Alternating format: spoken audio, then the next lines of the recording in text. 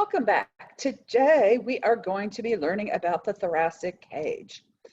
And so when we talk about the thoracic cage, we're not only talking about the ribs, but we're also talking about the sternum.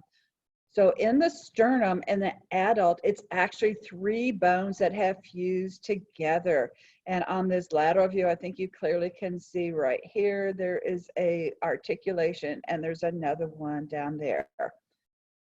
And so the most superior part of the sternum is called the manubrium of the sternum. And if you feel the base of your own neck, you can feel the manubrium. And inferior to that, the main portion of the sternum is known as the body of the sternum. And this excludes the little tiny tip, which is called the xiphoid process. Yes, I know it sounds like it should start with a Z, but it actually starts with an X, the xiphoid process. Now in the sternum, there's exactly one bony landmark to learn, and that's way back in the manubrium, and that's called the suprasternal notch. And as this notch is at the superior part of the sternum, that name makes sense. So you can find this on yourself. Find your manubrium, go in the mid-sagittal line, and put your finger across the top, and you can clearly feel the little divot, which is your suprasternal notch. This is an important landmark internally because this shows us where our windpipe actually bifurcates to go to the right and left lungs. It's at the level of the suprasternal notch. With that, we're done with the sternum, and we're going to talk how the ribs attach to the sternum anteriorly, and that is they do not attach directly.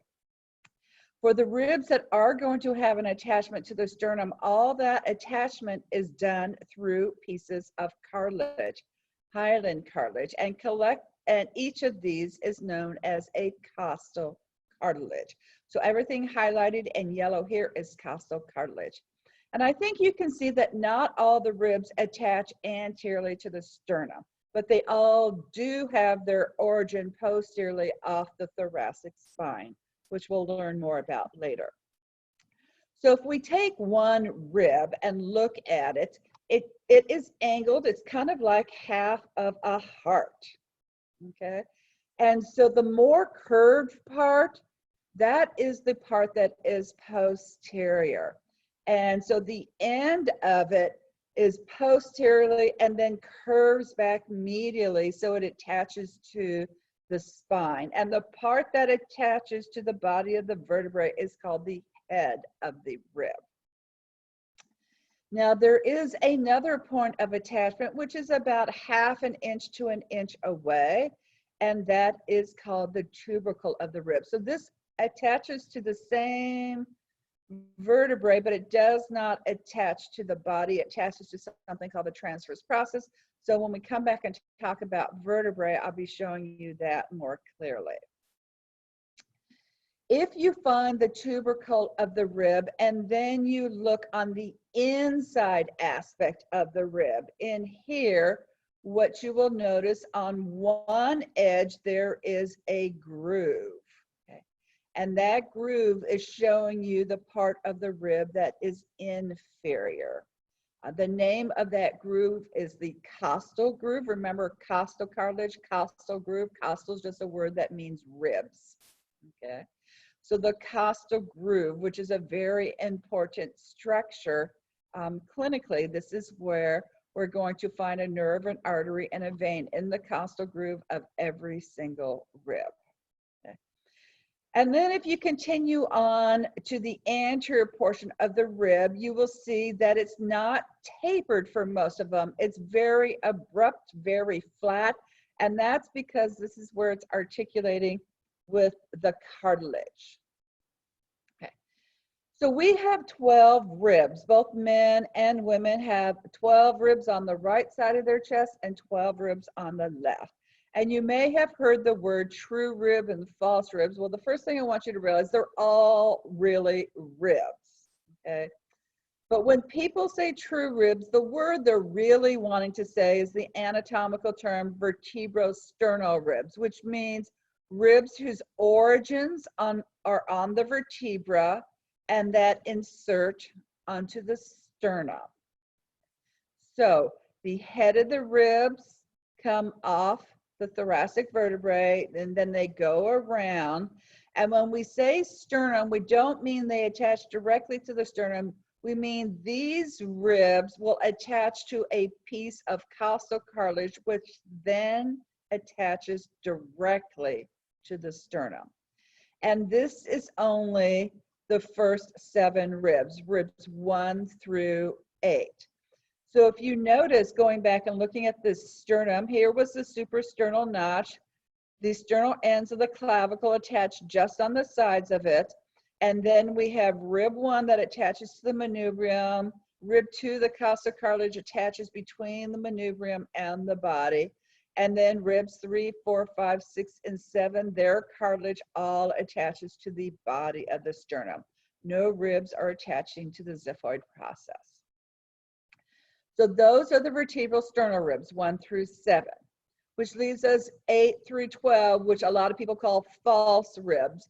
But that's not a good term because 8, 9, and 10 are totally different than 11 and 12. So for my labs, true and false are not going to be the answer to anything.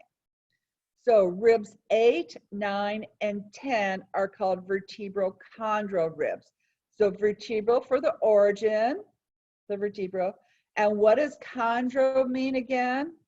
That's right, cartilage. So here's the difference in this.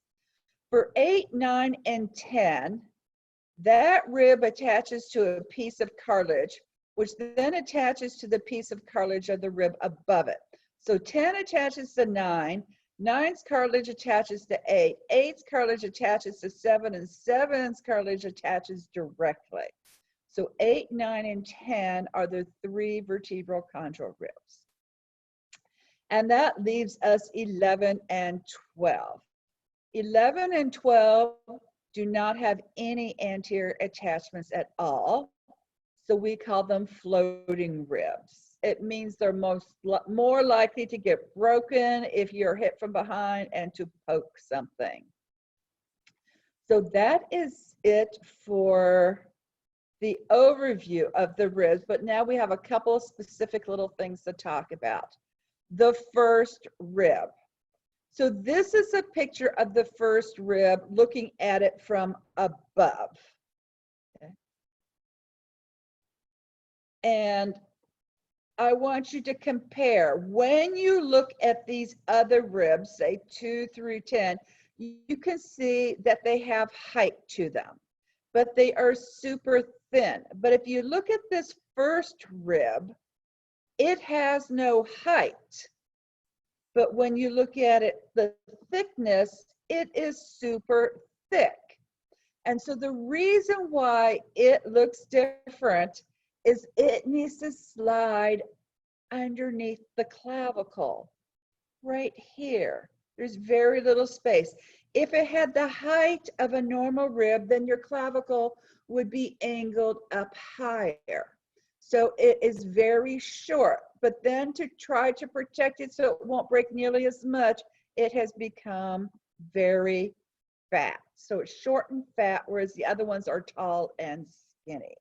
And so now the first rib is very well protected by the clavicle. It's very difficult to break the first rib.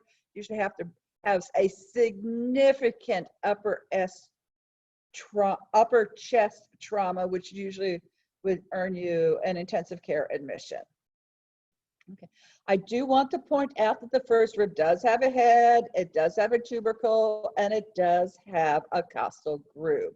So all the other landmarks also exist on the first rib. And with that, we are done with the ribs, and I will see you again soon. Thank you for all your work.